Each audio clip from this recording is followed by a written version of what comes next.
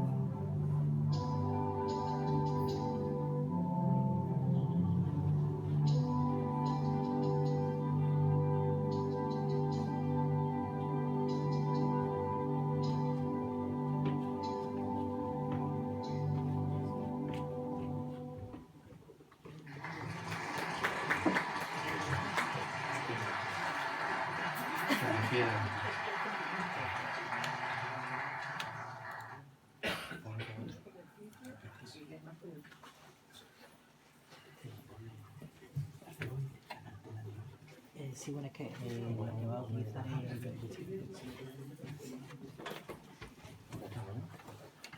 Bueno, buenas tardes.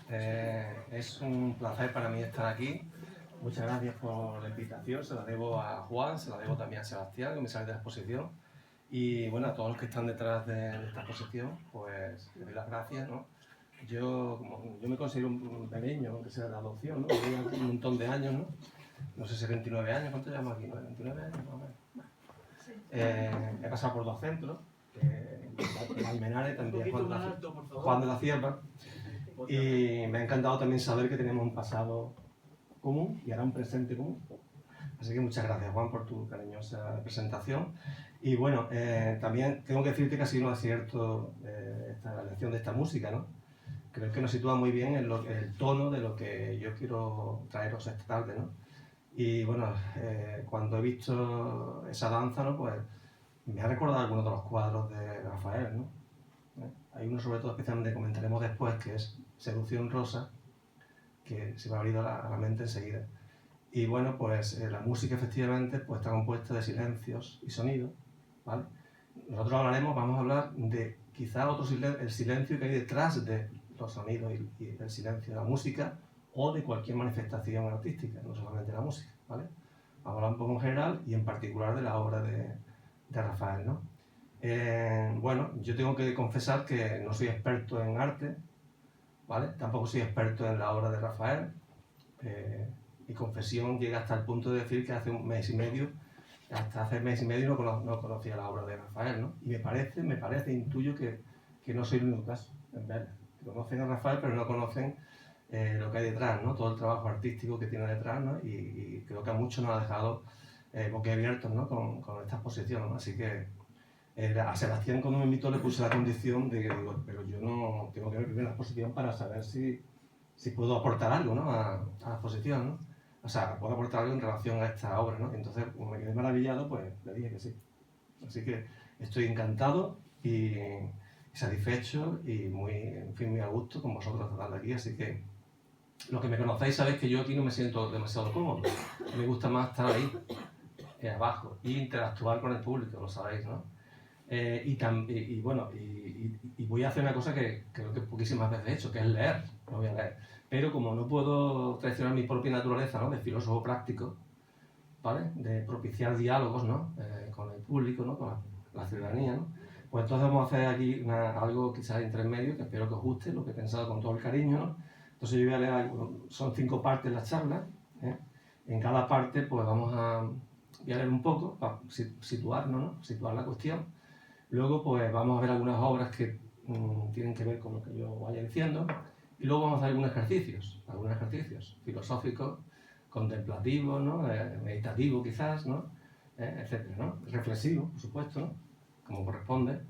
Así que espero que interactuéis, ¿no? Aparte de lo que yo pueda decir, yo creo que todo acto se construye entre todos los asistentes. Y los asistentes no son solamente el ponente es uno, ¿vale? Que hace una propuesta, oferta algo, pero es el público, o sea, que son todos los asistentes los que construyen ese encuentro, ¿no? Así que los encuentros son de personas, ¿no? Que se escuchan, ¿no? Que se entienden, ¿no? Y que ponen en común aquello que en ese momento tienen dentro de sí, ¿no? Lo sacan fuera, ¿no? Así que espero que cuando queráis intervenir, yo voy a dar pie a que intervengáis, pero también podéis hacerlo en cualquier momento, ¿de acuerdo? Bueno, las partes digo para que sepáis un poco lo que es el trabajo que tenemos por delante, ¿no? Bueno, trabajo, pero que en el sentido positivo, ¿de acuerdo? Trabajo placentero, ¿eh? Trabajo que es dialogar, ¿no? Es compartir, en fin, no es el trabajo, no es trabajo forzado, no es un trabajo trabajoso. Pues ya he dicho que yo estoy encantado de estar aquí, o sea que no es ningún trabajo. Pero yo llamo trabajo al hecho de ejercitarse, ¿no? Eso lo llamo trabajo, ¿eh? Bueno, entonces la primera parte, hay una parte que, en fin, vamos a intentar vislumbrar, ¿no? O entrever qué es dialogar, ¿no? Que quizás después vamos a ver qué es el silencio, ¿eh? La ponencia, yo le he cambiado el título, en vez de diálogo y silencio, no, silencio y diálogo yo le he dado vuelta y es diálogo y silencio, ¿de acuerdo? Yo creo que el silencio es necesario para dialogar adecuadamente, ¿no? Así que por ejemplo, cuando los cafés filosóficos, los que había existido, cuando digo las reglas, ¿no? Para que el encuentro sea adecuado, ¿no? Y sea provechoso, pues por supuesto, pues esperar pedir la palabra, ¿no? Y esperar tu turno de palabra y luego también escucharse.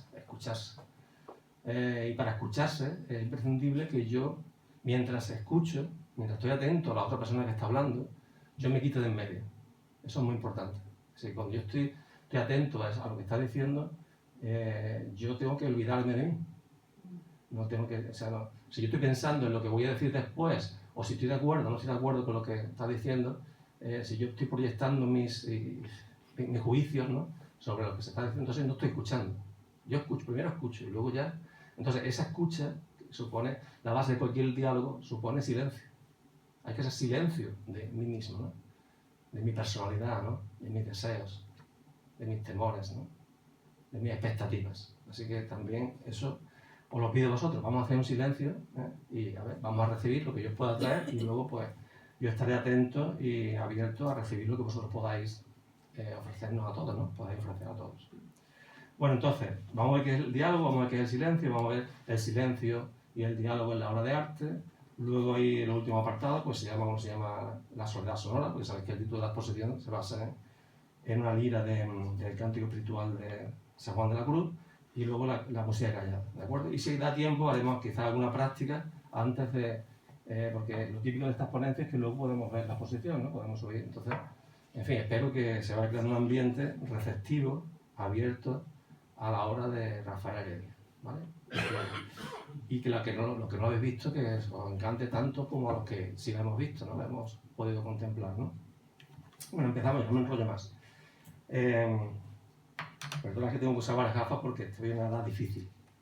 Ni veo, ni veo, ni no veo, las dos cosas. Bueno, entonces, el diálogo. ¿Qué es dialogar?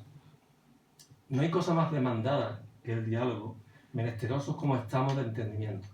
Y si en nuestros días el diálogo está bajando por la escalera de las palabras gastadas, que se han ido vaciando de contenido, no es porque no lo necesitemos, sino porque intuimos que es la única salida viable y humana a las presiones de nuestro tiempo.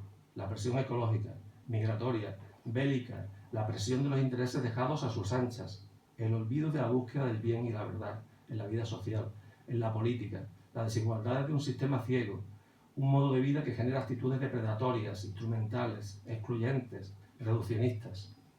Pues claro, pero claro, si fuera el caso de que no sabemos dialogar, no sorprendería que se nos fuera rellenando el diálogo en el rincón de las palabras gastadas, con el resto de palabras gastadas. Libertad, democracia, progreso, ciencia, verdad, bien. Deseadas pero impotentes. Dialogar. ¿Qué es dialogar? No es competir o vencer, como en la disputa o el debate. Tampoco es llegar a un acuerdo, entendido como una transacción, tú me das y yo te doy. Dialogar no es ceder, no deja a cada parte insatisfecha, habiendo renunciado a algo de sí misma. Dialogar no es dominar, tampoco es proclamar que se ha dialogado. Y claro, no hay diálogo cuando no han intervenido en igualdad de condiciones todos los afectados o ni siquiera han sido considerados interlocutores válidos. En fin, o mejor dicho, como principio, dialogar es comprender, y para esto hay que aprender a escucharse. Dialogar es colaborar, de manera que cada uno aporta lo que pueda aportar desde su propia experiencia y sus propias capacidades. Dialogar es poner en común eso que es mucho más que lo que nos separa, tan solo considerando que todos somos seres humanos. Y a partir de ahí, sobre esta base, comprensión mutua. Atender a nuestras diferencias. De esta comprensión mutua, atender a nuestras diferencias. Dialogar de veras implica que tenemos confianza en el diálogo, es lo fundamental, lo primero, ¿no? Que el diálogo será tratado como fin en sí mismo y no como medio para otra cosa. Por ejemplo, conseguir solamente lo que yo deseo. Dialogar es estar dispuestos a cambiar de opinión, a mirar de otro modo, estar dispuestos a salir transformados por el hecho mismo de dialogar, porque nos hemos abierto al diálogo y este nos penetra, porque al dialogar buscamos lo que puede ser mejor aquí y ahora, según nuestro nivel de conciencia actual, y siempre, siempre estar dispuestos a revisar lo que hemos dialogado juntos, tanto los resultados como los procedimientos. Si nuestro deseo es aprender a dialogar, no queda otra que practicar y practicar el diálogo. No saldrá de nosotros como algo natural, una segunda naturaleza, si no hemos integrado en nosotros lo que es, separado de lo que no es dialogar. En esta tarea que modifica nuestra mirada y luego hace posible actuar de otra manera, la contemplación consciente del arte constituye todo un taller de aprendizajes nutritivos. Rafael Heredia Cuevas conoce la importancia del diálogo, por esto su obra no escamotea ninguna de sus asperezas. Nos lo muestra en sus obras escultóricas presentes en la exposición Música Callada, que estos meses se expone en el CRAD de Belén, Málaga. Diálogo a gritos son algunos títulos de sus obras, ¿no? Diálogo a gritos, disputa, no tengo la culpa, el razonamiento, no puedo más, o también diálogo entre sabios, y en sus obras pictóricas, la pelea, agresión, encuentro, protocolo de amor, atrapado 1, atrapado 2, esfuerzo 1. Los títulos son ya un presagio de lo que podemos llegar a sentir. Un escalofrío nos atraviesa cuando contemplamos estas obras y nos vemos a nosotros mismos como en un espejo. ¿Vale? Vamos a ver algunas de esas obras, si os parece. Si yo las puedo ver de aquí. Algunas, ¿no?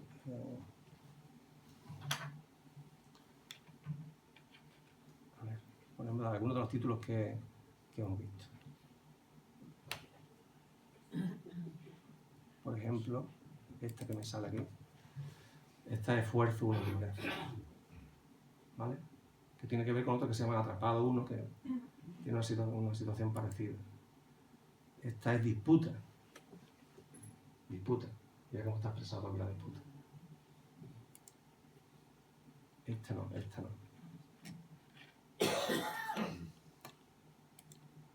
A ver.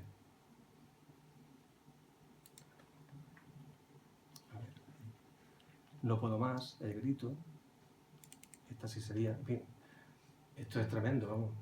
Cuando lo veáis en directo, es tremendo. No puedo más.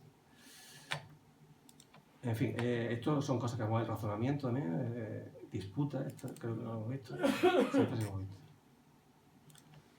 En fin, lo podéis ver, ahí solamente alguno, pero ya, es decir, cuando yo vi la exposición por primera vez y Sebastián me propuso hablar del diálogo siléntico, digo, es que eso es un gran acierto, por eso él sabía que yo podía quizás aportar algo en este sentido, ¿no? Porque es que en la obra de Rafael, pues eso está muy presente, el diálogo y los problemas que tenemos con el diálogo, ¿no?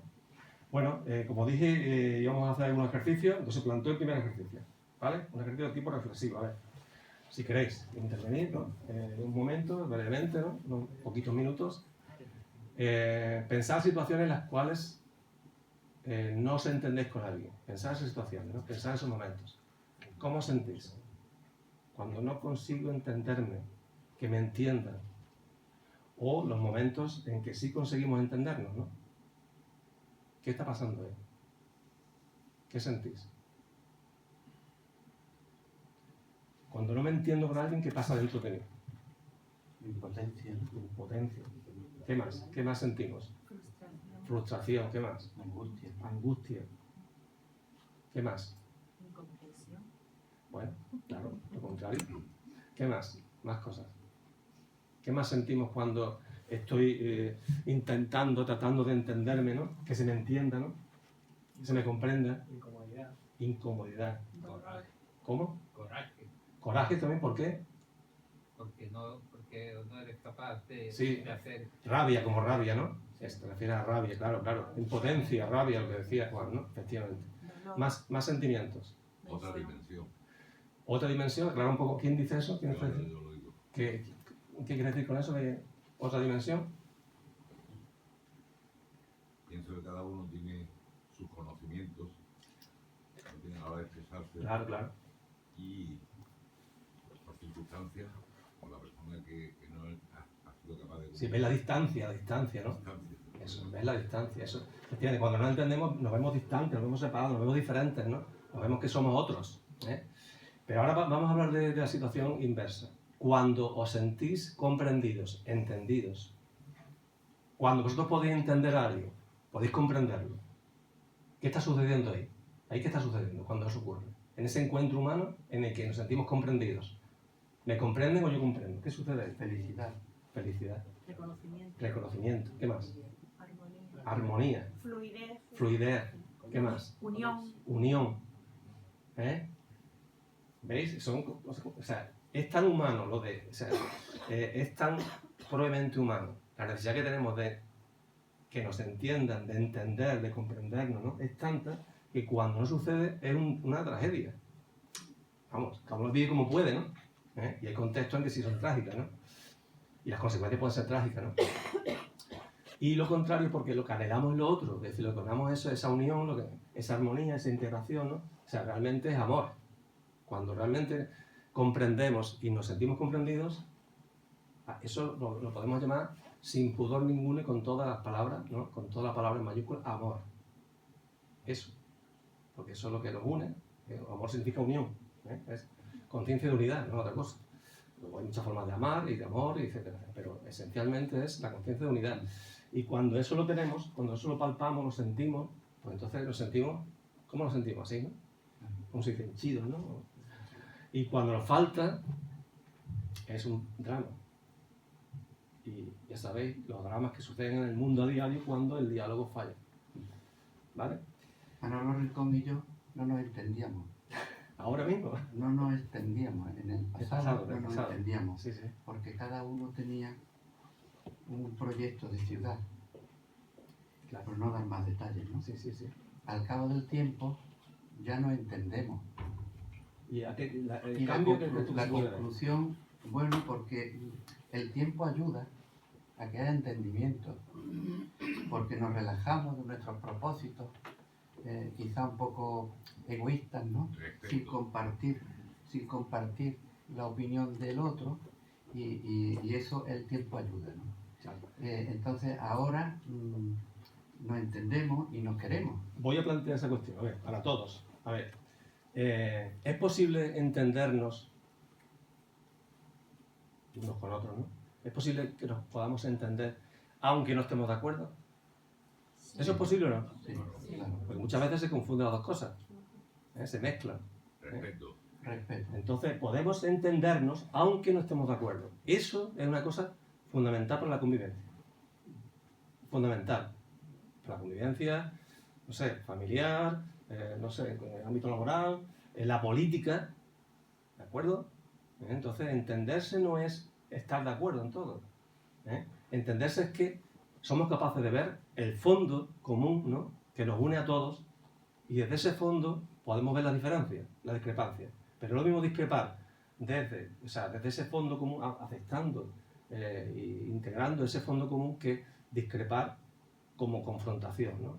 Como el otro es mi enemigo, es el que se opone a mí, ¿no? El que compite conmigo, el que me quiere negar, ¿no? Ese tipo de desacuerdo es imposible que llegue a nada bueno. Ahora, si yo tengo un desacuerdo, pero desde una base, de esa base de unidad que hemos dicho antes, creo que así se arreglarían o se podrían arreglar muchos de los problemas que tenemos en el mundo de hoy. Y desde el desencuentro con respeto, yo creo que se construye más que desde el entendimiento. Claro, es que el respeto es una actitud fundamental, porque el respeto supone que el otro es como yo soy como el otro. No es inferior a mí, ni es superior, ni nada. Bueno, solamente quiero plantear las cuestiones, ¿no? Porque tampoco tengo mucho tiempo, ¿no? Pero que sepáis que todo esto es lo que a mí me ha sugerido la obra de Rafael Heredia. ¿De acuerdo? Lo que me ha llevado, en los días que me he puesto a redactar, pues lo que me haya llevado a construir, ¿no?, dentro de mí, y lo intento expresar a través de este texto. Bueno, seguimos entonces, para no dilatarnos mucho, ¿no?, porque tenemos más trabajo, ¿no? ¿De verdad? Bueno, entonces, ahora le toca el silencio. Hemos visto qué es dialogar, y ahora qué es el silencio. El silencio. ¿Qué es el silencio?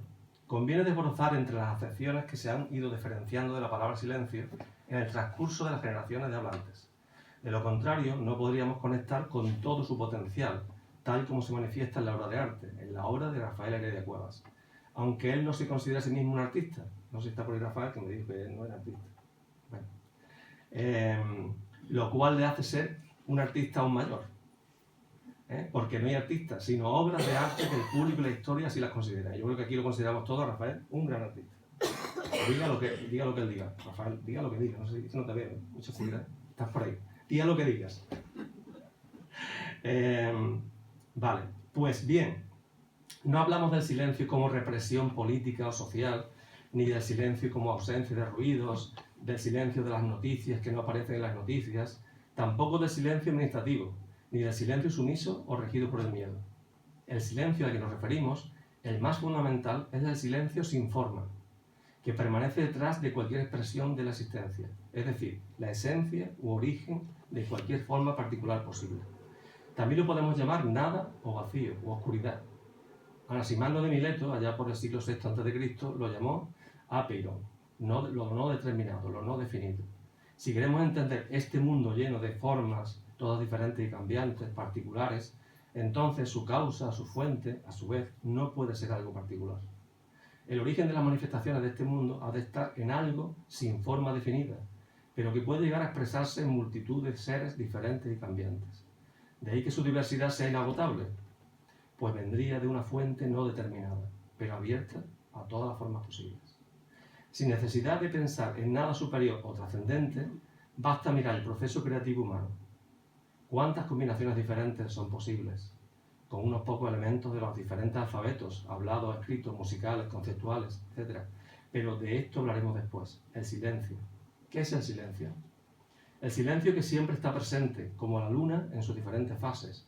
Solamente necesita, para ser captado, para poder situarnos ahí, en la fuente desde la que emergen physis, un concepto griego, ¿no? Physis es lo que surge, emerge por sí mismo, ¿no? Desde un fondo, que es para aproximando sería ese apeiron, ¿no? Desde que emergen todas las formas, los seres, las cosas, las situaciones, las ideas, la novedad, la sorpresa, el chiste, la conexión con las personas, solamente necesita, decimos, nuestra disposición para el silencio. Un gesto de nuestra mente que dirige la atención hacia la propia atención. O sea, la atención se dirige hacia sí misma. Los sabios se han referido al silencio como la capacidad de estar presentes, atentos, en actitud receptiva, consciente, lúcida, una pura conciencia sin objeto. Y esto puede entrenarse, no el silencio, sino la preparación para el silencio, el acceso a la experiencia del silencio. El arte y la obra de arte, de nuevo, se nos ofrecen como un excelente laboratorio para la práctica del silencio. Tanto la creación artística como la experiencia estética son lugares en los que poder alcanzar un estado de la mente capaz de recibirlo, el silencio.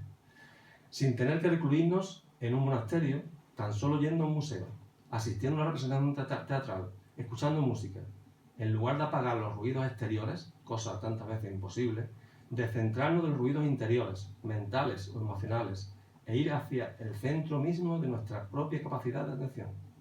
Ese foco de la mente que ve y no piensa, que intuye y no necesita razonar. Solamente hace falta el observador y la obra de arte, para que aparezca un estado contemplativo en el que pasamos del objeto al sujeto que observa, y luego, estando muy presentes, nos situamos más atrás, en la presencia que hay detrás del sujeto y del objeto mismos. No soy nadie, nada, ha escrito Rafael Heredia Cuevas, debajo de una de sus obras titulada Dignidad, ubicada en la escuela de adultos de esta localidad, para hablar de sí mismo. ¿Vale? Eso podemos ver por aquí, si yo soy capaz de ver dónde está. Esa obra está en la escuela de adultos, supongo que muchos lo habéis visto a lo mejor. A ver.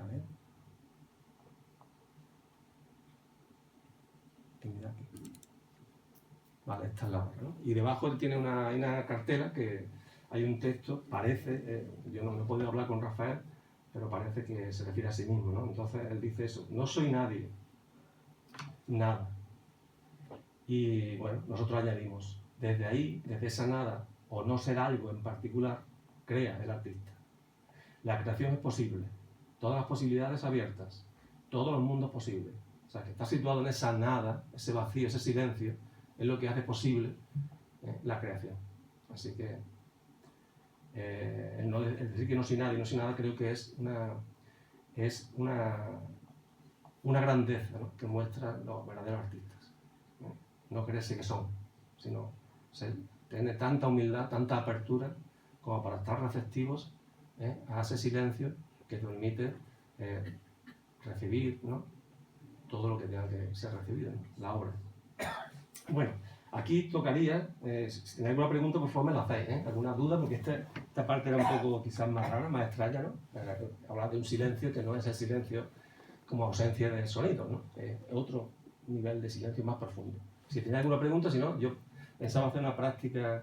¿Os apetece hacer una práctica para notar en vosotros mismos el silencio? ¿Os apetece? ¿Sí? Vamos a hacer una pequeña práctica meditativa muy sencillita, ¿vale? No es una cosa... da igual que uno tenga práctica meditando, no tenga práctica, da igual, ¿no? Es una cosa muy sencilla. Entonces, es muy sencillo. Ponéis derecho en la silla y os apetece. Que no os apetezca, que no lo haga, ¿vale? ¿Vale? Cerráis los ojos. Hacéis varias respiraciones profundas, lentas. Sentís esa respiración, cómo entra el aire por la nariz, sale por la boca, por ejemplo, o cómo se hincha el pecho o el vientre. Simplemente observar ese ciclo de la respiración, ¿no?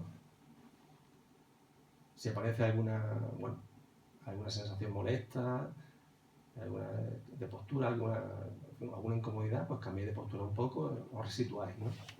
Y estáis atentos a ese movimiento cíclico, ¿no?, de la respiración. Es como si fueran olas de un mismo mar. Estáis atentos a eso, y ahora quiero que os fijéis, cuando hagáis la inhalación, ¿no?, cuando el aire entre, hacéis una pequeña pausa.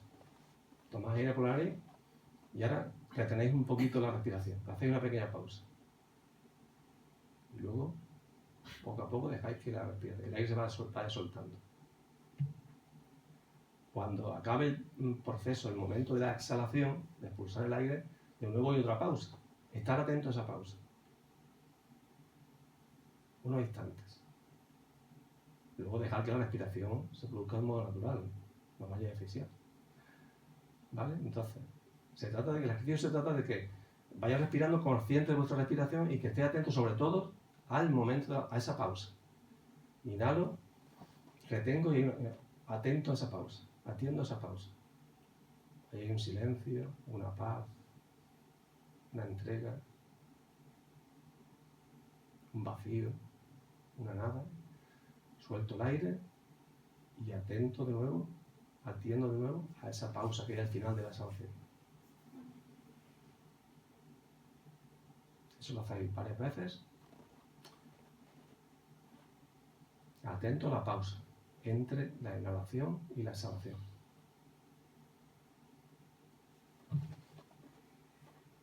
Hacedlo varias veces hasta que lo notéis ese silencio de esa pausa, ese vacío de esa pausa, que lo sintáis.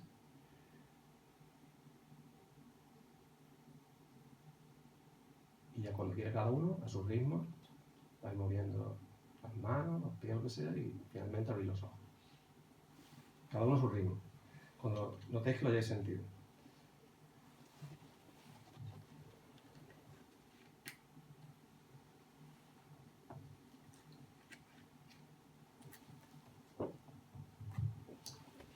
No os veo bien, de verdad, no os veo bien.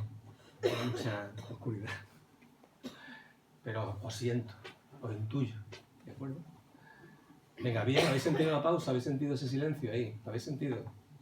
Vale, pues eso es cuestión de práctica, es practicar, ¿no? Pero ese silencio siempre está ahí en ti, siempre está en nosotros. Ahí no estamos atentos, estamos siempre volcados hacia los objetos, ¿vale? Conciencia de otra cosa, de lo que percibo, de lo que siento, tal. Pero no estamos atentos a la fuente, al origen de esa conciencia, ¿no? Entonces, eso se practica, y cuando eso se practica, uno está practicando ir al centro de nosotros mismos, ¿no? ¿Vale? Y llegar a ese centro nos reconecta con nosotros mismos y nos permite captar una mayor profundidad, riqueza de matices, nos permite estar mucho más libres, más disponibles en la relación con las cosas y en la relación con las personas, ¿no? María Zambrano decía que el centro no está inmóvil, sino quieto. ¿Vale? Porque del centro vienen todos los movimientos, vienen todas las manifestaciones, ¿no? Pero desde el centro, como si os situarais en el centro de un círculo, ¿no? Entonces en el centro, el punto central del círculo, ¿no? Pues eso está quieto, pero desde ahí podéis captar con mucho más claridad todo lo que está en la periferia, ¿vale? Es un entrenamiento. Vale, y lo que yo propongo aquí es que la obra de arte nos permite, es un modo de entrenar esa capacidad de silencio que está en nosotros y que nos permite luego percibirlo en las cosas del mundo, en las situaciones, en las demás personas, etc. Y de ahí viene toda la creatividad, toda nuestra creatividad viene de ahí. Bueno, eso lo abordamos ahora en la siguiente apartado. ¿Alguna cuestión? Venga. Sí. Yo en momentos difíciles de problemas empresariales Sí. y reivindicaciones de leyes históricas y todo eso en la que uno se encuentra indefenso de obtener resultados, ¿no? Eso es. Eso no sé si se produce una guerra interna, sí, que tú citaste al principio, y llegó incluso hasta afectarme físicamente, ¿no? Yo cogí un tic nervioso en un ojo izquierdo y no se iba de ninguna manera. Entonces yo he hecho relajación y meditación, pero eso fue tan fuerte que traspasó esa práctica mía y entonces ocurrió una cosa inesperada. Claro, yo iba diariamente a una velocidad como voy ahora, pero ahora tengo menos cosas que me preocupan porque no está la actividad económica, ¿no? También. Entonces ocurrió que tuve que ir a un oculista que me recetó mi amigo Francisco Tobos, a Marcos, y me tuvo 3/4 de hora en la sala de espera, porque ese hombre pues tiene una cita muy prolongada y entonces yo no había estado 3/4 de hora en silencio nunca. Cuando terminó la espera y me recibió, pues le dije que yo tenía un tic nervioso, que no me dejaba, que era un síntoma de un nivel de estrés que mi cuerpo no quería. Sí, sí. Entonces me hizo una exploración y yo no tenía nada. Sí, te quito. Entonces el silencio es tan importante Es muy importante. porque me evitaría enfrentamientos que luego producen daño en la persona que es objeto de esa relación, ¿no? Entonces, si nosotros encontramos un momento de dificultad, o encontramos una propuesta distinta a la nuestra e hiciéramos el silencio antes de empezar a tratarlo, yo creo que conseguiríamos tratarlo de otra manera. Claro, porque cuando tú haces silencio es hacer una pausa, ¿vale? Mental, muchas veces, o emocional. Entonces, cuando tú haces esa pausa, conectas con tu propio fondo interior, profundo, ¿no? Eso te hace luego conectar con el fondo del otro y te permite también ver todos los problemas de un modo muy diferente. Eso sí, Relativizarlos. claro, eso Por sí, si el ego te lo permite, Es un porque tú cultivo. lo controlas. Claro, pero es que es Porque un trabajo. El es un ego, trabajo, es un el trabajo. trabajo del ego es sobresalir en todo. Eso es. Bueno, el silencio es que el ego ese se quiere un poco, entre paréntesis, dejarlo un poco aparte, ¿no? Durante un momento nada más. Con que lo dejes un momento, la mente descansa. Eso. El ego se retira con el silencio. Exactamente. Si tenéis que argumentar o si no seguimos, pero bueno, espero que esto... Estamos hablando de algo muy importante, aunque no se ve ni se toca, algo real, y que el arte nos propone, nos permite entrenarlo. Eso es digamos, lo que yo defiendo aquí, ¿no? Y es lo que nos permite, si contempláis la exposición de Rafael Heredia, la contempláis desde ese silencio vuestro. Captaréis el silencio que está en las obras de Rafael, ¿no? Seguimos, venga, para no alargarnos mucho. Diálogo y silencio en la obra de arte. Que algo hemos dicho ya, pero bueno, aquí está un poco más organizado, estructurado, ¿no? A la obra de arte no le hace falta gritar. La obra de arte grita en silencio. Y esto puede decirse de todas las manifestaciones estéticas. El poeta brasileño Ferreira Gullar lo refiere de la poesía, que el poeta debe hablar bajo. Pero ya sabemos que toda obra de arte es poesía, porque es poiesis, en griego, ¿no? Creación. El paso de ser nada a ser algo. Algo nuevo que no existía pasa a la existencia y puede ser experimentado. Por consiguiente, todo arte creativo es poesía en dicho sentido originario. Podemos contemplar el grito de Edvard Munch o podemos hacer lo propio con el grito en silencio, sosegado, que significa la obra de Rafael Heredia Cuevas. Una de sus esculturas blancas, titulada de ese modo El grito, y otra titulada No puedo más, que hemos visto antes, ¿no? Con la boca abierta, que no le cabe más grito, un aullido terrible en la noche. ¿Cuánto nos está diciendo sin mediar palabra? ¿Cuánta denuncia sin gritar? A la obra de arte no le hace falta gritar. La obra de arte grita en silencio. Y lo primero de todo, ya lo hemos dicho, es aprender a guardar nuestro silencio interior, a callar las interferencias de la personalidad concreta del artista o el espectador. Esto también tiene que hacer el espectador para poder captar el silencio, ¿no? Para que así pueda aflorar su parte no personal, la fuente de todo arte universal, para que sea universal. En cada obra de arte, claro, habrá que considerar su forma y su contenido o tema, pero sabemos que sobre todo es la forma la que convierte a una obra de arte en genuina. Los temas pueden ser los mismos, pero el tratamiento, la mirada, la disposición de los elementos puede ser muy diferente. La escuela de la Gestalt, la escuela de psicología, principios del siglo XX, nos informa a partir de sus experimentos con la percepción humana de la importancia de la figura o forma. Si no somos capaces de percibir una forma definida de un objeto, no percibimos nada con sentido. Además, la figura y el fondo nunca pueden, según esta escuela, percibirse de un modo simultáneo. Cuando los estímulos aparecen ordenados de una determinada manera, afín a nuestra propia naturaleza humana o personal, eso formará entonces para nosotros una figura. Luego le daremos un nombre, lo asociaremos con otras formas o figuras parecidas y construiremos un concepto. En todo este proceso hemos percibido una figura sobre un fondo. Pero si fijamos nuestra atención en lo que antes era el fondo, ahora pasa a ser la forma percibida. Hagamos la prueba, por ejemplo, con la conocida imagen de la copa de Rubin.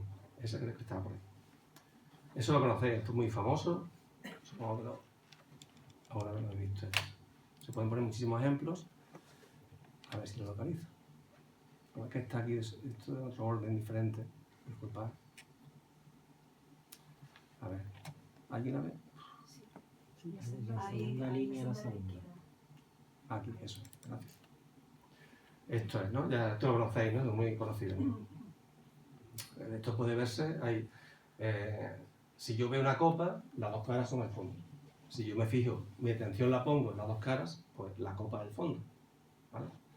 Y entonces eso se ve alternativamente. Es difícil verlo a la vez, con entrenamiento se puede, ¿no? ¿Vale?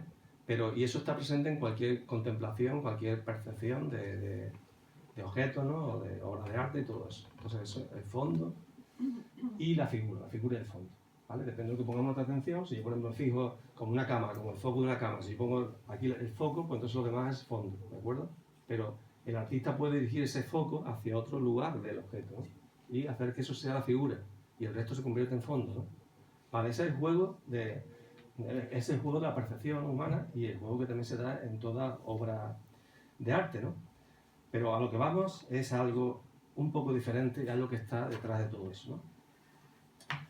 Sin embargo, la presencia constante que hay detrás de la imagen misma, en la que podemos apreciar alternativamente una figura y un fondo, esta presencia en silencio nos pasa desapercibida. Decimos que no es nada, pero la nada no existe si continuamos mirando con atención. Si podemos percibir la pared de enfrente, es gracias a lo que no es pared.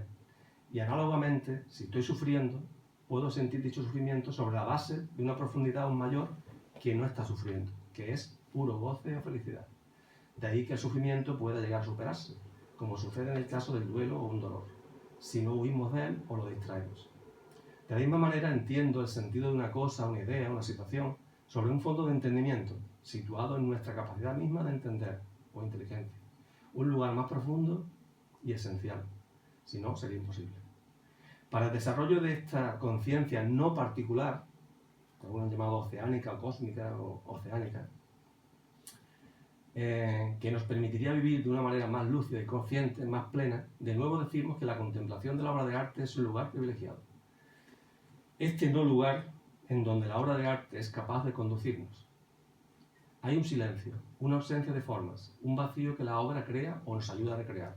Desde esta profundidad, vacío o silencio, la obra puede otorgarnos su sentido, la gracia o donación de la experiencia de lo bello en sus distintas manifestaciones. Podemos apreciar esta belleza que emerge desde el fondo silencioso y apacible en la obra escultórica y pictórica de Rafael Heredia Cuevas. ¿Podemos apreciarlo? Lo pongo en pregunta. Disculpad. Solamente bastaría su contemplación si, sin prejuicio, solamente bastaría su contemplación sin prejuicio nuestra entrega a las formas definidas, blandas y suaves y tranquilas que emergen desde una profundidad silenciosa expresada a través de aparentes llenos de opacas lindes. Está presente una tensión y está presente un sentido, pero este diálogo con el espectador no acontecería sin el silencio desde el que brota la tensión y el sentido.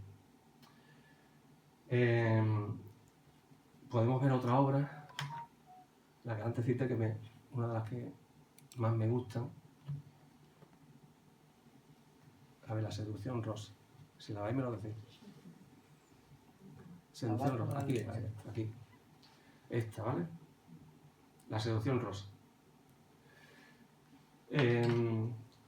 Os pregunto, o comento respecto a esto, ¿no?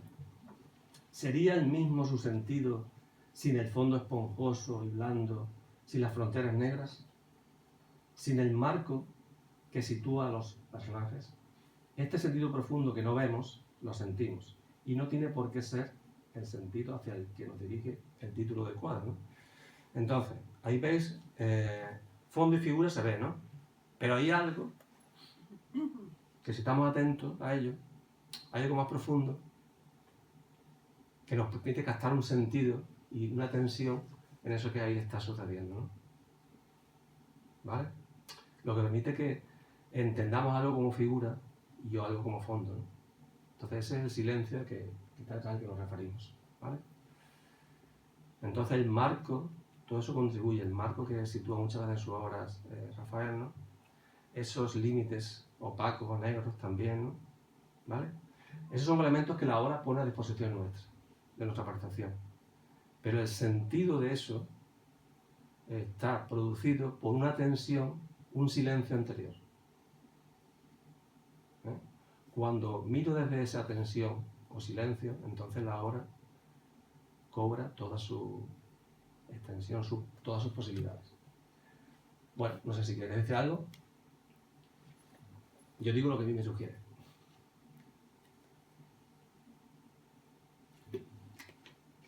¿Algo que queráis decir? Porque este cuadro sería...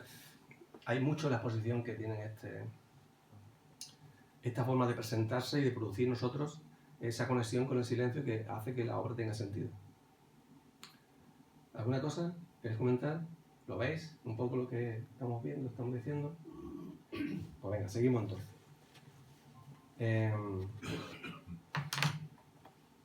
Vale, ahora ya pasamos la soledad sonora, que sabéis que es toda una lira, soledad sonora, la música callada, ¿no? La cena que recrea y enamora. Eso es una lira del cántico espiritual, que por cierto he escuchado últimamente desde que, no sé si estuviste, algunos de ustedes aquí, vino Mancio Prada, ¿no?, al Carmen, y dio un concierto, bueno, genial, fabuloso, ¿no? Cantando el cántico espiritual. Vamos, lo he escuchado, tengo en el coche, lo escucho, Cristina y yo lo escuchamos a menudo porque es que te eleva, ¿no? Te eleva, ¿no? Y entonces, pues, tenía pensado hablar del cántico, ¿no? Pero digo, no, voy a dejar mi pasión del momento para hablar de lo que tengo que hablar. Bueno, entonces, la soledad sonora. Y luego la música callada y se complementan los dos apartados, ¿no? Nuestra querida María Zambrano, recurriendo a San Juan de la Cruz, hacia el final de su libro Filosofía y Poesía, anuncia con su habitual claridad, una vez desbrozada la maleza de la realidad, dice lo siguiente: para que seamos uno mismo y en plenitud, es menester que algo haya puesto en actualidad, en acto, nuestro tesoro. Que eso que se nombra fondo del alma se vuelque a la superficie, que nada quede en posibilidad, en pasividad, que seamos, en fin, acto puro. Solo en el amor, en la absoluta entrega, sin reserva alguna, sin que le quede nada para sí. La poesía es un abrirse del ser hacia adentro y hacia afuera al mismo tiempo. Es un oír en silencio y un ver en la oscuridad. La música callada, la soledad sonora. En absoluta entrega, el amor requiere todo de nosotros, que nuestro fondo del alma viva conectado con el fondo del objeto de deseo, pero a la vez soltando el objeto que se desea. Un eros actualizado en cada instante, que a la experiencia amorosa como al arte es capaz de incitar, que le hace brotar alas. La música nos eleva, como antes ha pasado con el fragmento de Cascanueces que hemos visto, ¿no? Pero la música callada que hay detrás de la música, ese silencio profundo que queda balbuciendo detrás de la música y los silencios de la música, nos hace brotar las alas. La música nos eleva, pero el silencio que hay detrás de la música nos hace brotar alas. Esto aparece en la Ilíada, aparece también en el Fedro de Platón, ¿no? Como el amor, dice que para los mortales, en un fragmento precioso de Fedro que dice que para los mortales el amor, eros, es volátil, cambiante, ¿no? En fin, incluso doloroso, ¿no? ¿Sabéis? ¿No? Pero para los dioses es alado, le hace brotar alas, ¿eh? Y de ahí, para mí que es una de las fuentes que se utiliza generalmente, y ahora hablaremos luego de los ángeles, ¿no? Bueno, la música nos eleva, hemos dicho, vale. Las alas son necesarias para el salto sobre el abismo desde el abismo que somos, como lo describe a los seres humanos el poeta argentino Roberto Juarroz. El abismo que somos. Desde ahí saltamos al abismo del mundo, al misterio, al no saber qué hacemos aquí, por qué estamos aquí, etc. El salto desde el sonido hasta el silencio y desde el silencio hasta el sonido. Desde la soledad hasta el encuentro con el fondo mutuamente acompañado de los amantes. La cena que recrea y enamora, nos dice San Juan de la Cruz en otro de los versos memorables de su divino y humano cántico espiritual. Los ángeles, cómo no, están presentes en la obra de Rafael Heredia de Cuevas. Ahora después vamos a ver algunos, ¿no? La figura del ángel representa ese lugar intermedio que cree ocupar el ser humano en el concierto de las cosas de este mundo. Como el eros platónico no tiene pero quiere tener. No sabe, pero quiere llegar a saber. No es bello, pero siente dentro de sí una gran demanda de belleza, de bien, de verdad, de ser. La belleza esparcida de este mundo, que puede contemplar cada uno de nosotros en cada destello de luz, en cada caricia del aire, en cada cosa en sí misma perfecta, como es, tal como es, ¿no? En cada escena de la naturaleza, sin ruidos ni artificios, en un rostro, en una rama, en una piedra labrada por la corriente, que sentimos muy adentro de nosotros, y este rastro de belleza nos eleva hasta la belleza en sí, la verdad en sí, el bien en sí, el ser en sí. Y sentimos que el mundo es, pero que a la vez puede llegar a ser de otra manera. Que el ser es, con todas sus posibilidades abiertas. Lo divino no hace ascos a lo mundano. Se expresa a través de lo más pequeño y cotidiano. Aquí también hay dioses. Cuenta Aristóteles que respondió Heráclito a unos visitantes extrañados al encontrarlo tranquilamente sentado, calentándose junto al hogar. Esperaban otra cosa de un sabio y lo encontraron allí, pues, calentándose en la estufa, ¿no? Y dice, pero es que aquí también hay dioses. Lo tenés que buscar. Aquí también hay dioses, en esta cena doméstica, ¿no? De ahí que los ángeles de Rafael Heredia Cuevas puedan estar sentados tocando instrumentos musicales, concentrados, o tengan culos y sus extremidades a veces aparezcan deformes. Dibujar ángeles es dibujarnos a nosotros mismos, con todas nuestras aspiraciones o deseos, y por lo tanto con todas nuestras carencias. Pero si hay demanda, si hay necesidad, hay también realidad. No podemos admirar nada de lo que no seamos ya capaces. Si no, no podemos admirarlo. Si lo admiramos porque ya tenemos dentro de nosotros la posibilidad, la capacidad de apreciar eso. Así puede decir Raina María Rilke en una de sus cartas: somos las abejas de lo invisible. Libamos desesperadamente la miel de lo visible para acumularla en el gran panel de oro de lo invisible. Solo en nosotros puede llevarse a cabo esta íntima y duradera conversión de lo visible en invisible. Hasta ahí este apartado. Y ahora el ejercicio que os propongo es el de un cuadro que también es de mis favoritos de la exposición, que es Ángel con arco. A ver si... Bueno, pero lo de, por ejemplo, Ángel que tiene culo, eso lo veréis también luego. Aquí también está. ¿No? Sí.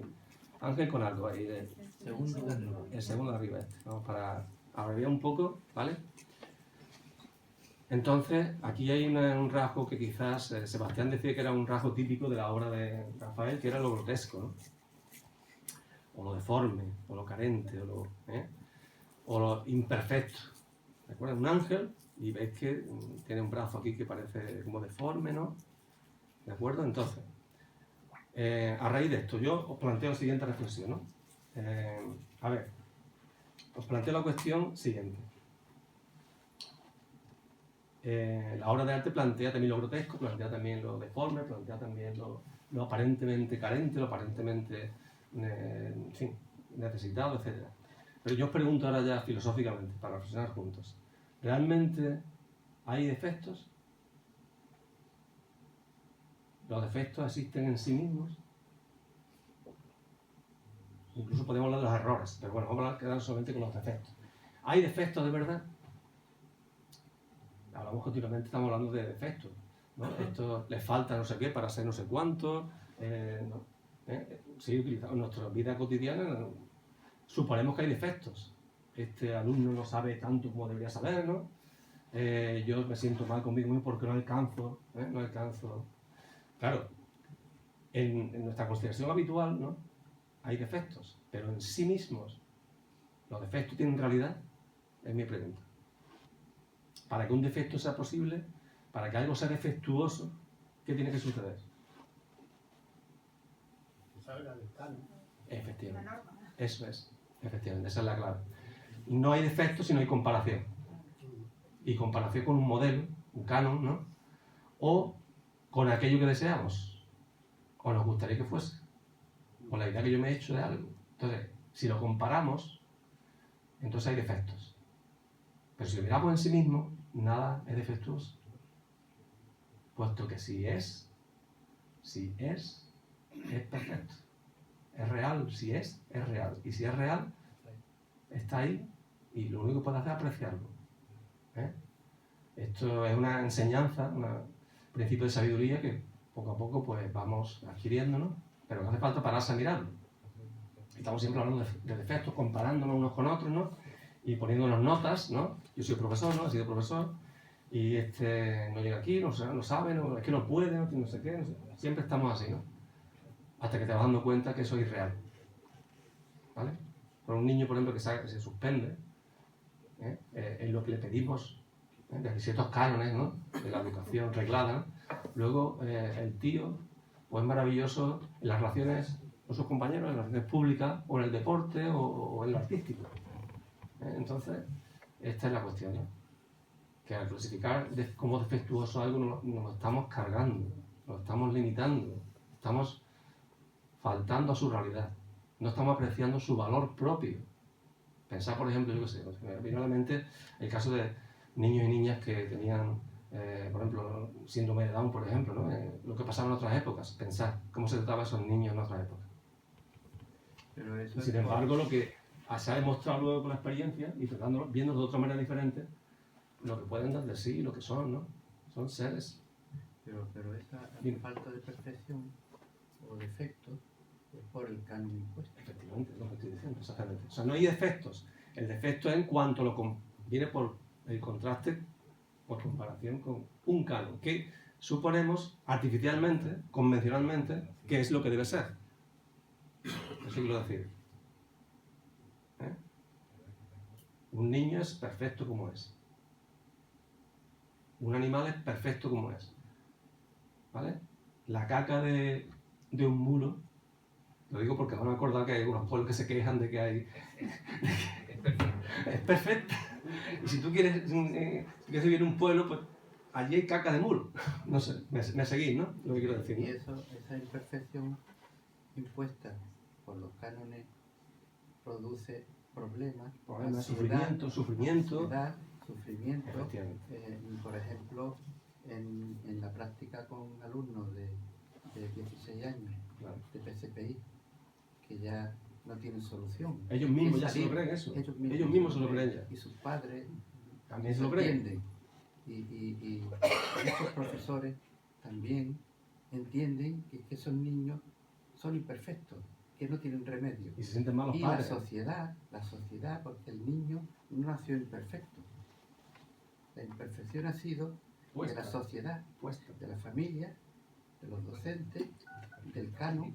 Ha sido Entonces, puesta, ha sido construida. Eso es. Entonces, yo tengo la experiencia de esos alumnos, tratarlo a través de que lo que tenían que hacer allí era prepararse por si algún día pues tenían que llevar los papeles de la finca de su padre, o montar un negocio, o trabajar de administrativo. O sea, aquello no era un centro de enseñanza, que muchas veces el centro de enseñanza, lleno de cánones y de exigencias, hace que algunos niños no estén preparados para beber de la fuente, ¿no? Entonces esos niños, distrayéndolos de los cánones habituales y entrando un poco en que pueden hacer algo importante en su vida y de que eso puede tener una utilidad, esos niños después afloran y llegan los padres a decir que esos niños no son sus niños. Claro. Afloran todas sus cualidades, que estaban ahí, siempre han estado ahí, pero no las veíamos. Entonces cuando las veamos, quitamos todo lo que está encima, todo lo que hemos puesto encima, aflora esas virtudes, son virtudes, Eso es. cualidades. Sí. Venga, pues si queréis comentar algo, tenemos que ir un poco rápido, venga, a ver. Yo tengo una frase que creo que viene a relación con todo esto de María Zambrano. Sí. Claro, dice, la noche del padecer se aclara, el sufrimiento se unifica, el ángel ha arrancado la espina y se da a sentir él mismo. Eso. Con la imagen del ángel, ¿no? Darse Que a arranca todo claro. ese padecer, toda esa cosa negativa, ¿no? Darse a sentir uno mismo. Qué bonito. Esto es fundamental, eso es. Muy bien. Muy bonito. Lucía, esa es una cita muy bien traída. Darse a sentir uno mismo. Entonces desaparece todas esas tonterías, todos esos añadidos que nos hacen sufrir. Nos hacemos sufrir unos a otros. Nos hacemos sufrir unos a otros. Es así la realidad. En la vida social, la vida política, la vida educativa, la vida laboral. Nos hacemos sufrir unos a otros porque no nos vemos como somos. Nos vemos como nos gustaría. Proyectamos nuestra imagen de lo que deseamos en los demás. Y los que van de acuerdo a esa imagen que yo me he creado, los que van de acuerdo con eso, son mis amigos. Y los que no son así, son mis enemigos. En fin. Porque Podríamos seguir hablando. Nos han educado en la competencia. Y se puede ser competitivo, pero sin hacer daño. Claro.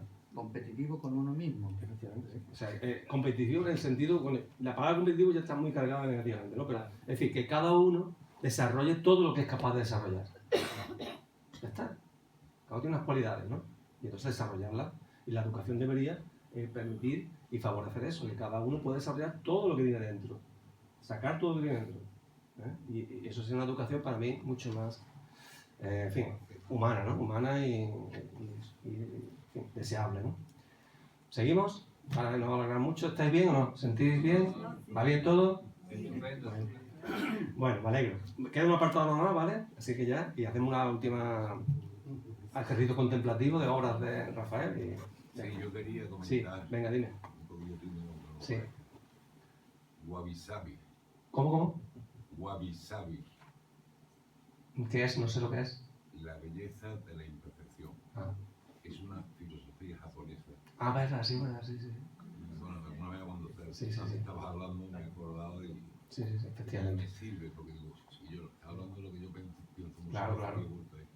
Los orientales no se han alejado tanto de nosotros de eso, ¿no? Aunque ahora por desgracia están acercándonos cayendo en nuestros propios errores, pero bueno. Pero que eso, que efectivamente aprender a apreciar eso, Y aceptar también. aceptación es fundamental. El tema de Wabi Sabi, Efectivamente. acéptalo. Efectivamente. Mirar lo que es tal como es, sin comparación, sin proyecciones, sin calificaciones, sin etiquetas, sin etcétera. Eso, aprender a mirar tal como es cada cosa. Incluso históricamente los avances que se producen también son a través de imperfecciones. Es decir, Efectivamente, si lo miras, es así, no muchos avances. solamente en el Eso, arte, sino en todas Efectivamente. muchas facetas, ¿no? eso es. Por eso yo he planteado también en cuestión los errores. Otra discusión muy bonita puede ser que discutiéramos si de verdad hay errores, como en el caso que estás diciendo. Es decir, nada es erróneo. Es que eso es otra proyección de nuestros deseos. Es decir, nada es erróneo. Si es. Tiene valor, tiene realidad. Y sabéis, muchas veces sabemos por experiencia que se aprende más de los errores, ¿no?, que de los aciertos. Sin embargo, esta sociedad no va por ese camino. Ya, pero nosotros estamos aquí. El error se paga. Ya. El error se quiere erradicar. Por ejemplo, Sí, tú has hablado sí. de los niños síndrome de Down, ¿no? Sí, En el futuro no van a existir niños síndrome de Down. Porque la ciencia va a decir hasta aquí hemos llegado. Y la ciencia no soporta, la ciencia y la sociedad que no van a existir porque Rafa, sábado no entiendo entre bien. otras cosas porque la ciencia va a poner todos sus medios para que no existan niños síndrome de Down. Para vale. que el cromosoma tal, Sí. el cromosoma cual, etcétera. Claro, Una cosa es lo deseable, que la imperfección exista, el wasabi, como dice Manolo, ¿no? Hemos hablado mucho él y yo de ese tema. Wasabi no, Wabi Sabi. Wasabi. no sabemos japonés, no sabemos japonés. Pues hemos hablado aquí mucho de ese tema. El wabi-sabi, una cosa es la belleza de la imperfección y el desear esa imperfección, y otra cosa es que la sociedad quiera ir por ese camino, ¿eh? Claro, sí. Lo que nosotros planteamos aquí, esta tarde, aunque sea una cosa como rara, ¿no?, inusual, es cómo podría ser el mundo más deseable. Ya está. Ahora, eso no quita que, por ejemplo, que no investiguemos para intentar, pues, superar ciertas, otro tipo de sufrimiento. O sea, el sufrimiento que estamos hablando es el sufrimiento creado por nosotros mismos.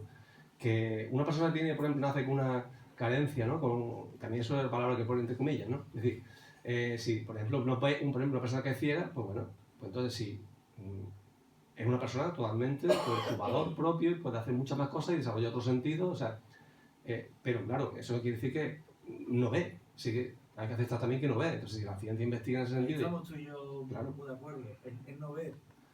Ya. O sea que no quita el que... A ver, de lo que hablamos sobre todo es de eliminar el sufrimiento creado por nosotros mismos, ¿vale? Eso no quiere decir que ahora pues no hagamos nada y que todo lo que hay, pues si hay cosas que podemos mejorar dentro de nuestros límites, nuestras posibilidades técnicas o tecnológicas o científicas, pues eso no es contrario a lo que estamos diciendo, ¿vale? Bueno, seguimos, ¿no? Una pregunta que quiero hacer. Sí, La imperfección Es un objetivo del arte también. Claro, efectivamente. Claro, porque el arte, a diferencia de lo que La sucede... vanguardia Claro. está fundamentada en imperfecciones. Eso es. A diferencia de lo que sucede socialmente, ¿no? En nuestra cultura muchas veces, ¿no? El arte precisamente tiene una mirada diferente. Entonces, esa mirada del arte supera todos esos prejuicios, todas esas dinámicas, todas esas formas habituales de considerar lo que hay, ¿no? Por eso el arte se sale de la realidad para volver a la realidad con una mirada que permite una mirada diferente, mucho más rica, más profunda, más verdadera, ¿no? Entonces, es genial que el arte, la filosofía, ¿no? Pues permitan esa nueva mirada para intentar ver lo que vemos de un modo alternativo y diferente. Entonces, esa es la función para mí del arte, una de las funciones fundamentales del arte. ¿De acuerdo? Lo mismo que la filosofía, pues, también mirar de otro modo también, ¿no? Plantearse cosas que habitualmente no se plantean, o tratar de ver lo que vemos siempre de una perspectiva diferente, ¿no? Entonces, efectivamente, es que para mí por eso el arte yo lo veo cercano a, por ejemplo, la filosofía, como yo lo entiendo al menos, ¿no? Claro, es que precisamente por eso el arte es necesario, por eso el arte es valioso, por eso el arte es útil en otro sentido, no en el sentido utilitarista, sino en el sentido de utilidad, de llamar atención sobre cosas que necesitamos comprender, aprender y apreciar. ¿Vale? Por eso el útil, lo que dice este libro famoso, ¿no? De la utilidad de lo inútil, ¿no? Lo inútil es lo más útil, quizás. Lo hemos visto en la pandemia, por ejemplo, ¿no? Todas las cosas que considerábamos inútiles eran las que nos fueron más útiles en ese momento. Luego hemos vuelto de nuevo a la utilidad, ¿no? Habitual. Pero ahí aprendimos esa lección, el que la quisiera aprender, ¿no? Que lo inútil era lo más útil. A usar lo inútil. ¿Cómo? A usar lo inútil.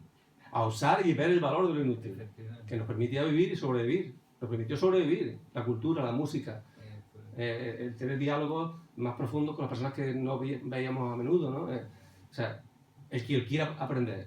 Si hay alguien que no lo apreció o se ha olvidado de su problema. Pero muchos aprendimos mucho de la pandemia. Y era algo desagradable, y era algo negativo, y murió mucha gente.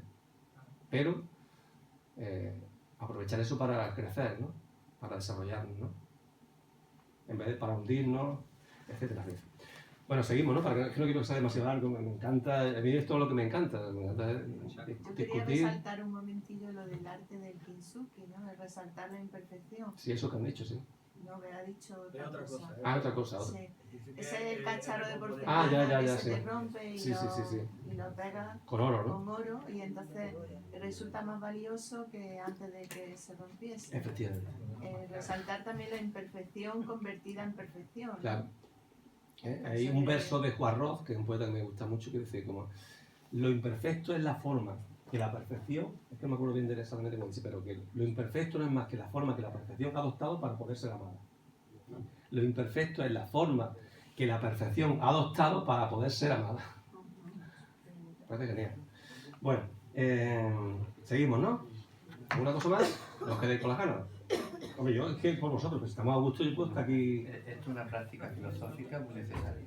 Esto es lo que yo hago habitualmente con los grupos, cuando hago café filosófico, diálogo, talleres, esto es lo que me encanta. ¿Y cómo vamos de nota? ¿Cómo de nota? De nota, de calificación de la Nos ponemos notas. no ponemos Todo es valioso. No hay error. No califica. No hay efectos. Es un defecto. Es un defecto poner defectos. Venga, vamos a acabar ya. La música callada. La imagen musical en la mente, antes de mover la batuta, antes de pulsar la nota, antes de recibir los primeros compases. El saltador de altura que inicia su carrera, el escritor delante de la página, como un lienzo en blanco, el momento de salir a cena, la visión de la figura dentro de un bloque de mármol, al comenzar a leer este poema, acabado de oír, acogemos, cuidamos, atendemos. Esto es de un poema inédito que se llama El silencio. Ahí, en esos momentos singulares, podemos experimentar in situ la realidad del silencio. No lo podemos ver o tocar, pero lo podemos saborear, sentir de otro modo, y puede transformarnos. La experiencia del silencio. La experiencia del silencio, la conexión profunda con el fondo de nosotros mismos, que también captamos siendo el fondo de las cosas, es muy transformadora. El arte facilita esta metamorfosis. Las imágenes y las formas de la obra de Rafael Heredia Cuevas nos ayudan a trasladarnos desde lo visible a lo invisible, y desde lo invisible de vuelta a lo visible o palpable de nuestras propias vidas, que a partir de ese momento son otras rutilantes vidas nuevas. Y como la obra de arte requiere del silencio, tanto para su creación como para su recreación en el espectador, no está de más que nos entrenemos en ello. A eso lo llamó Immanuel Kant el desarrollo del gusto estético. Ahora sabemos que aprender a dialogar con la obra de arte, que ella me diga, que yo le pregunte, que me responda, que ella me pregunte, que yo le responda, es aprender a experimentar el silencio en que descansa la obra de arte, antes de la obra de arte, tras la contemplación de la obra de arte. ¿Estamos dispuestos? Lo estamos intentando aquí hoy. No es posible si nosotros no hemos experimentado ese silencio en nosotros mismos, ¿no? Vamos a tratar de realizarlo juntos, a través de algunas obras de nuestro querido artista. Nosotros sí que lo llamamos artista. El relojero que hay en Rafael Heredia Cuevas sabe encajar las piezas para que las manecillas del reloj marquen las horas. Exactamente. Un ritmo y una textura impecables, una armonía, una simetría no geométrica pero armónica. Como en este símil autobiográfico del relojero que encaja las piezas con exactitud, para que no sobre ni falte ninguna, como nos pasaría a los demás mortales que intentáramos volver a montar un reloj después de haberlo desmontado, cada elemento de sus obras se acomoda en el lugar que le es propio. De ahí la sensación de empedrado, blando y suave de muchas de sus obras pictóricas. Un todo encajado, pero no es un todo lleno o relleno. No hay error vacui. Contra lo que decía mi amigo Rafael. Las piezas del todo de imagen son lo lleno y lo vacío las figuras y el espacio entre las figuras. Una amalgama en equilibrio. El marco de la imagen ofrece su vitalidad, su sentido, su realidad a las figuras que si no, no serían lo que son en cada cuadro. Y este conjunto, más que las partes, es la obra de arte sin duda. Pero es el fondo de silencio el que se expresa concreta en unas determinadas formas con sus intersticios. El que ofrece su virtualidad, la potencia que sentimos al contemplarlas. Nos preguntamos, ¿ese fondo de silencio necesita, a su vez, manifestarse en el mundo material y sensorial de una obra de arte particular? Desde luego, así es, al menos en la mente del artista. Una inquietud, una demanda, que pugna desde dentro por realizarse fuera, una y otra vez, mediante una entrega al silencio, el silencio que brota desde los ínferos del alma. Vamos a hacer entonces, vemos así 2 o 3 horas para ir, ya acabamos, ¿vale? ¿Veis qué problema tengo con las gafas? Entonces, la primera que os propongo es una que sí que es como un mural, ¿no? Que es así bastante grande, ¿no? Y alargada, ¿no? Que lleva el nombre de una obra de Bach, ¿no? La suite número 5. Entonces, aquí lo que quiero que os deis cuenta es este luno. Vale. Aquí hay un ángel, ¿no? De los que dibuja Rafael, ¿no? Está tocando el violonchelo. Esa obra es para violonchelo, la obra de Bach, ¿no? Ahí nos sentimos, podíamos sentir, ¿no? Podíamos escuchar a la vez también esa suite, ¿no? Pero eso sería aparte.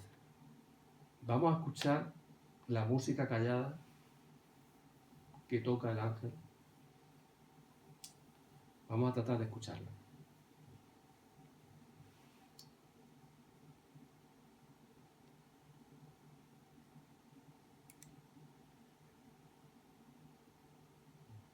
Esa música callada está penetrando en los demás personajes, ¿no?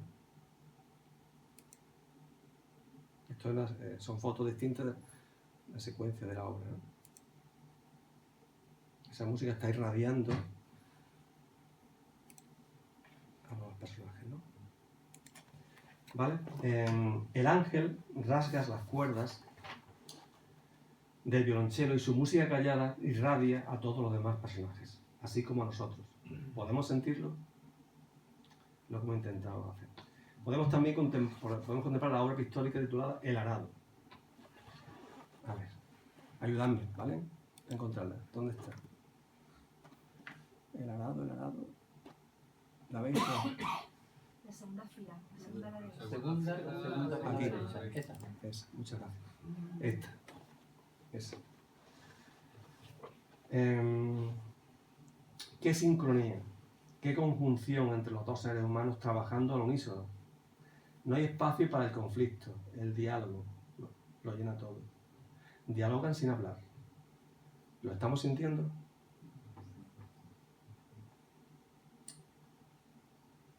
Trabajo compartido. Trabajo compartido, trabajando juntos, abriendo surcos en la vida juntos.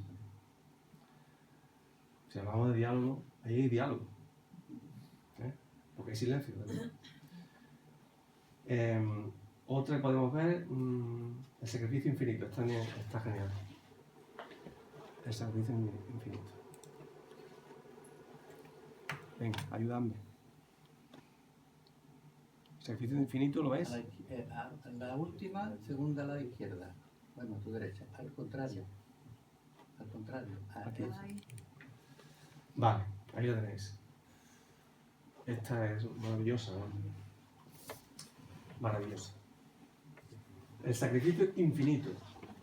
Ha bastado añadir a la obra el elemento del símbolo del infinito, lo veis que está abajo, ¿no? Aquí abajo, ¿no? Para que ahora el sacrificio cambie de sentido.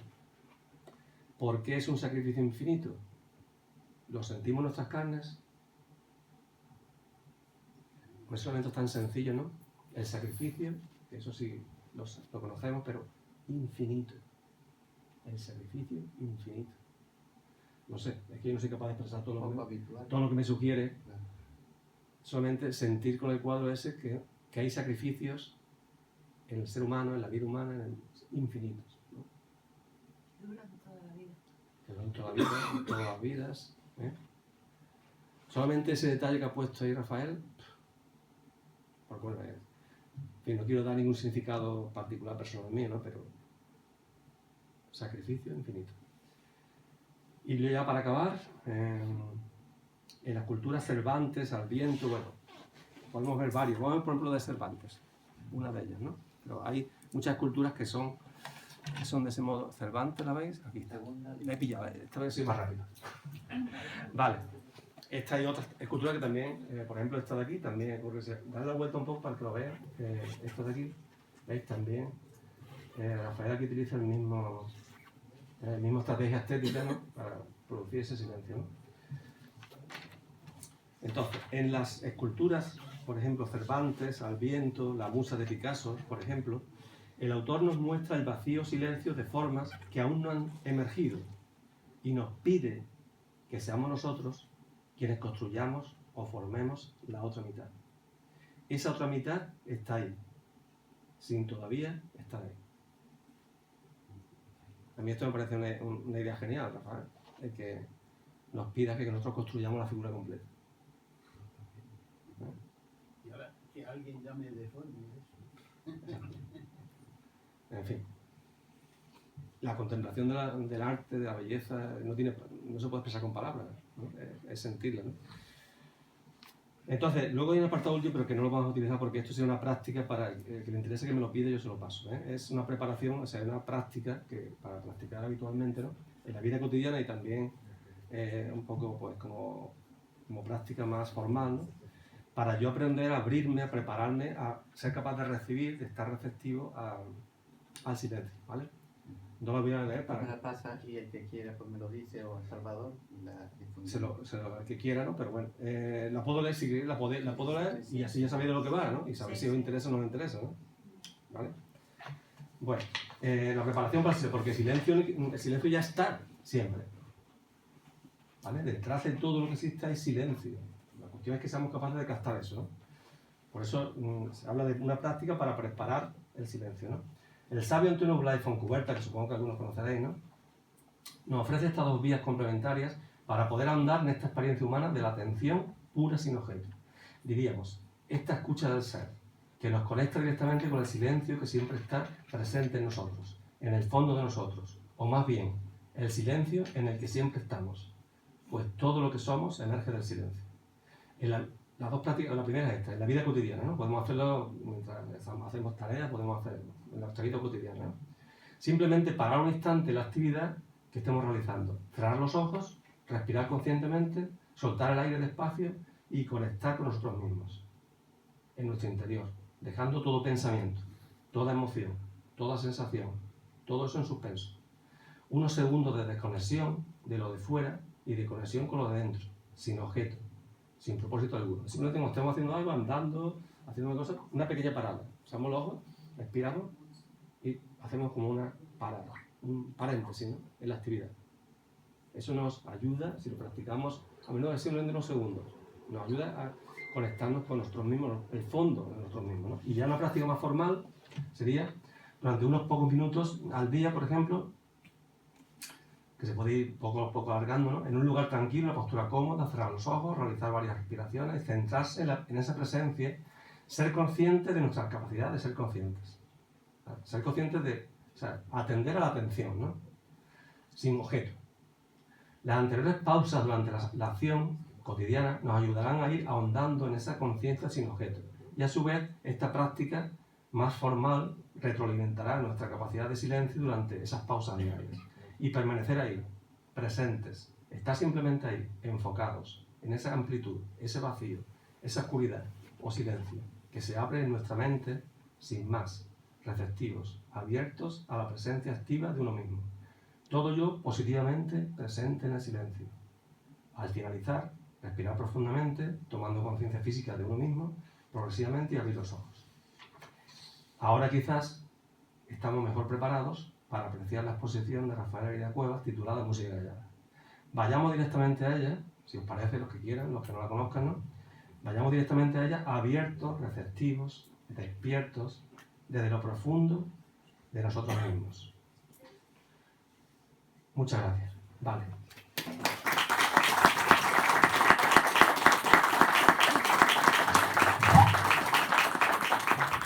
Gracias. Antes de subir, los que queráis, ¿no?, Rafael le va a hacer entrega de una obra de la serie Aire, Antonio, que le acompañará en esta tarde de magia que él ha creado aquí para nuestro bienestar. Yo he sido parte, me he sentido igual. Es mutuo.